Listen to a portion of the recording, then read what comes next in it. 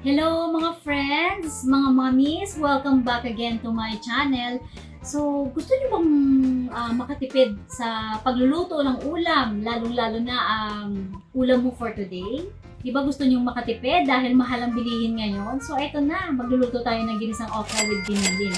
Ito yung gulay na lulutuin ko ay napakasimple, napakadaling lutuin. At lalong-lalo ay napakamasustansya siya sa ating katawan. So mga friends and mommies over there na mga nagtatrabaho, mga working moms, so eto na yung ipapakita ko sa inyong luto. Napakadaling lutuin. Saglit na saglit lang siyang lulutuin. Okay? So mga friends, after na makikita ninyo yung pagluluto ko, so pwede nyo nang gawin din ang pagluluto nito. So, sa mga friends ko and mga mommies na hindi pa nakapag-subscribe sa channel ko, please subscribe, Gracia Noise Vlog, para lagi kayong updated sa lahat-lahat ng mga videos na i-upload ko. Okay, so mga friends, yung mga ingredients na gagamitin natin is ididiretso ko na sa pagluluto, okay? So, sundan nyo na lang kung ano-ano yung mga sunod-sunod na pagluluto ko sa gulay na ito, okay?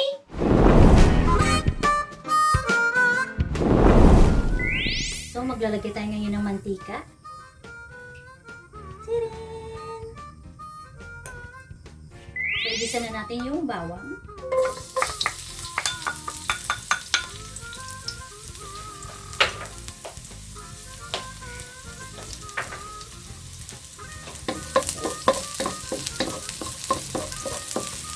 So, hintayin natin medyo mag-brown-brown yung bawang.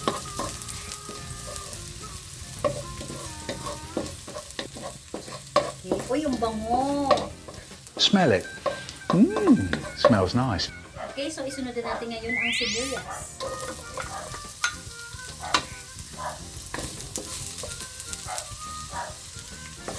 Okay. So, yung sibuyas naman ay medyo lutuin talaga natin siya, ha? So anyway, yung paglagay ko ng sibuyas, 2 peraso itong. Okay, so mga friends ko, pagpasensyahan nyo na yung aso ko, ha, si Sassy, kasi nakikisabay din siya dito sa pagluluto ko. So anyway, medyo nag-brown na yung, luto na yung sibuyas. Okay, so ilalagay natin ngayon ang kamatis. So yung kamatis na to, 3 peraso yung nilagay ko dito. Tsaka hinog na kamatis dapat yung ilalagay nyo, ha. Okay? So, palutuin muna natin.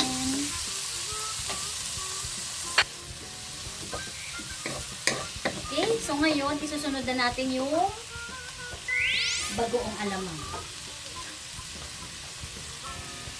So ngayon, isusunod na natin yung bagoong alamang.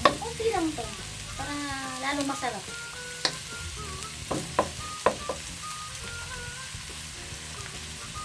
So haluin natin.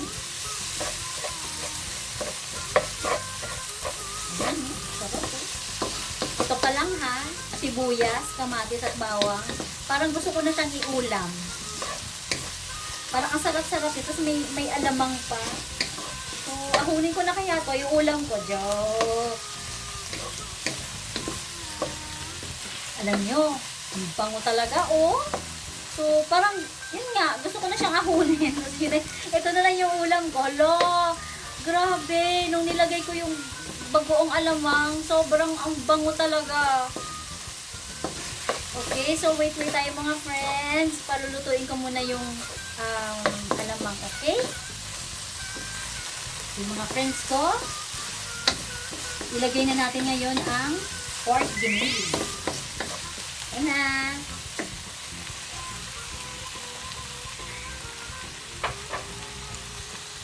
So, gisahin natin, ha.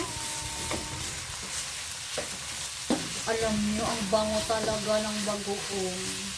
Ang bango niya. So, mga friends, palulutuin ko muna to yung pork ginili. So, siguro mag-aantay tayo ng mga 3 minutes. Okay? Diyan lang kayo. Yung mga friends, ayan na siya, oh. So, hintayin natin na maluto yung giniling, ha. Ayan na, medyo malapit na. Wait lang kayo dyan. So, kayo ba mga friends ko, nakapagluto na rin ba kayo ng ginisang okra with pork giniling? So, kasi kung hindi pa, Pwede nyo nang gayahin to. Napakabilis. Saglit na saglit lang. Tsaka kita nyo naman mga friends, oh. Ang mura lang nito. Kaya ito na. Ayan na, nagbubuo na yung giniling. It means, luto na siya. Konti na lang. Konti. Mga 1 minute siguro. Konti na lang. Okay? Okay, so, pansin nyo, medyo nagbubuo na yung giniling. So, ngayon, lagyan natin ng 1 cup of water.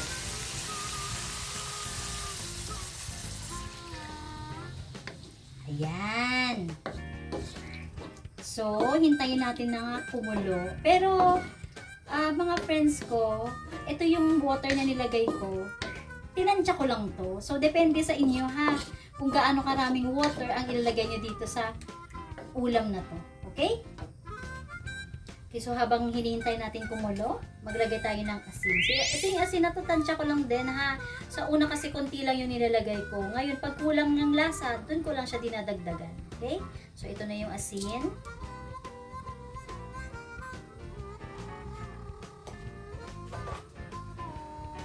And yung paminta. Tansya-tansya lang.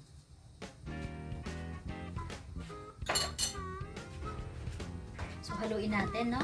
Habang hinihintay natin kumulo ito. Okay, so dyan na kayo mga friends ko, ha?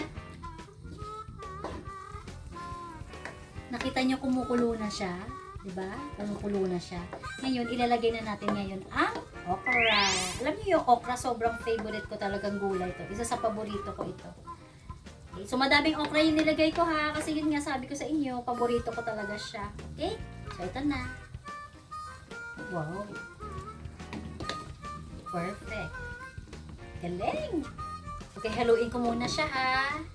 Kita nyo, sino sa inyo ang sa mga mommies dyan and mga friends ko na mahilig sa okra?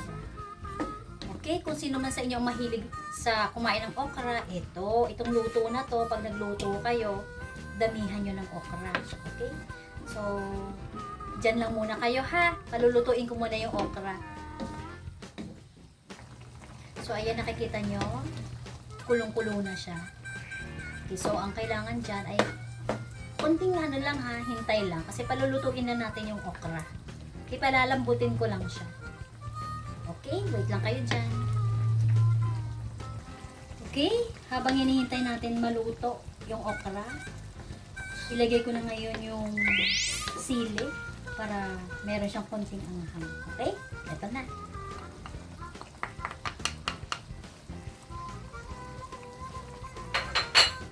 So, haluin natin.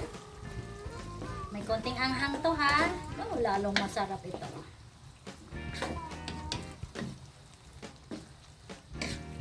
Okay lang. So, haluin ko ulit ha. Hintayin kong lumambot yung okra. Okay? Okay, habang hinihintay natin na... Actually, medyo malambot na ng konti yung okra. So, konting-kunti na lang. Siguro mga 2 minuto na lang. So, ilalagay ko na ngayon ang sibuyas dahon.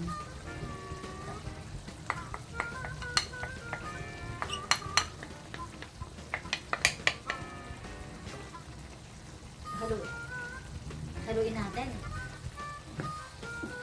Yan.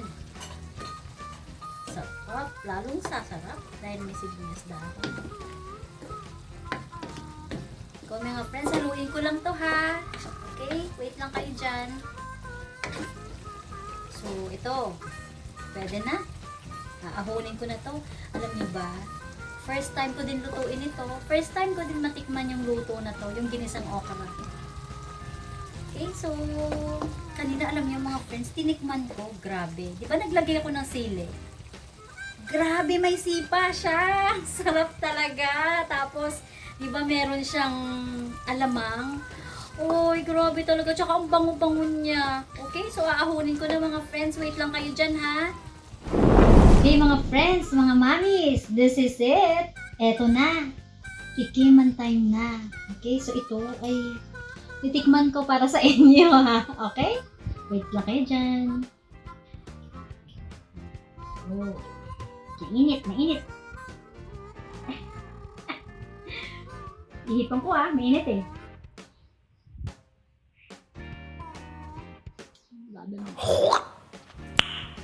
nice. Ang sarap talaga. Alam niyo bang first time kong lutuin to? First time ako makatikim nito. And nilagyan ko siya ng sili, di ba? Yun, yung sipa niya. Sarap talaga. Tsaka ang bango pa. And alam mo ba, tamang-tama yung timpla, tamang-tama yung asin, yung paminta, yung kung ano-ano pang mga ingredients na nilagay ko dito. Balanse lahat. Okay, so tinansya ko lang yun ha. And tikman natin yung okra. Ito. Siyempre, this is my favorite. Tikman ko ha. Harap talaga. Oh my God! Wow! Okay mga friends ko? Isa pa? Isa pa ha?